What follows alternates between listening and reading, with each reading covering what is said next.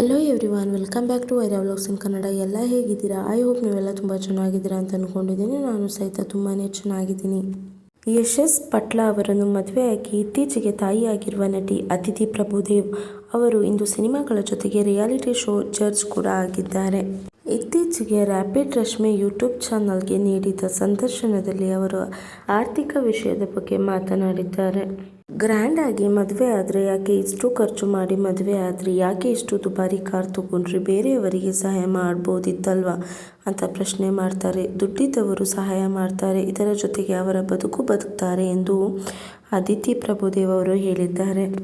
ನಾವು ಬಾಡಿಗೆ ಮನೆಯಲ್ಲಿ ಇದ್ದೇವೆ. ಅಲ್ಲಿ ನಾಯಿ ಸಾಕೋದು ಬಹಳ ಕಷ್ಟ ಆಗ್ತಿತ್ತು. ನಾಯಿ ಇದ್ದವರಿಗೆ ಬಾಡಿಗೆ ಮನೆ ಕೂಡ ಕೊಡ್ತಿರ್ಲಿಲ್ಲ ಎಂದು ಅದಿತಿ ಪ್ರಭುದೇವ್ ಅವರು ಹೇಳಿಕೊಂಡಿದ್ರು.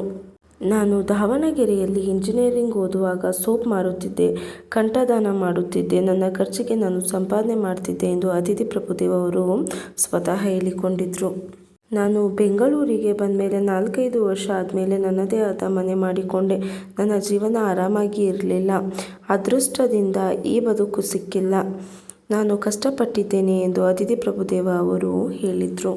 ನಾನು ಒಂದಷ್ಟು ಸಿನಿಮಾ ಮಾಡಿದ ಮೇಲೂ ಕಡಿಮೆ ಹಣಕ್ಕೆ ಸಿನಿಮಾ ಮಾಡಿಕೊಟ್ಟಿದ್ದೇನೆ. ದುಡ್ಡಿಗೋಸ್ಕರ ನಾನು ರಿಯಾಲಿಟಿ ಶೋ ಜಡ್ಜ್ ಆಗಿಲ್ಲ. ಸಂತೋಷವಾಗಿರೋದಕ್ಕೆ, ವ್ಯಕ್ತಿತ್ವ ರೂಪಿಸಿಕೊಳ್ಳೋಕೆ ನಾನು ಶೋಗೆ ಹೋಗ್ತೀನಿ ಎಂದು. ಬಾಡಿಗೆ ಮನೆಯಲ್ಲಿದ್ದ ನಮಗೆ ತಿಂಗಳ ಕೊನೆಗೆ ಬಾಡಿಗೆ ಕಟ್ಟಲು ಹಣವೇ ಇರ್ತಿರ್ಲಿಲ್ಲ. ಆಮೇಲೆ ನಾನು ಸೇವಿಂಗ್ ಮಾಡೋದನ್ನು ಕಲಿತೆ. ನನ್ನ ತಂದೆ ತುಂಬ ಕಷ್ಟಪಟ್ಟಿದ್ದಾರೆ. ನಾನು 4ನೇ ಕ್ಲಾಸ್ ಇದ್ದಾಗ ನನ್ನ ತಂದೆ MBBS ಓದಿ ಮುಗಿಸಿದರು. ಆಗ ಅವರು ಒಂದು ಕೆಲಸಕ್ಕೆ ಸೇರಿ ಈ ಹಿಂದೆ ಮಾಡಿದ ಸಾಲ ತೀರಿಸುತ್ತಿದ್ದರು. ಅವರು ನಮಗೆ ಜೀವನ ಪಾಠ ಕಲಿಸಿರೋದಕ್ಕೆ ತುಂಬ ಖುಷಿ ಇದೆ.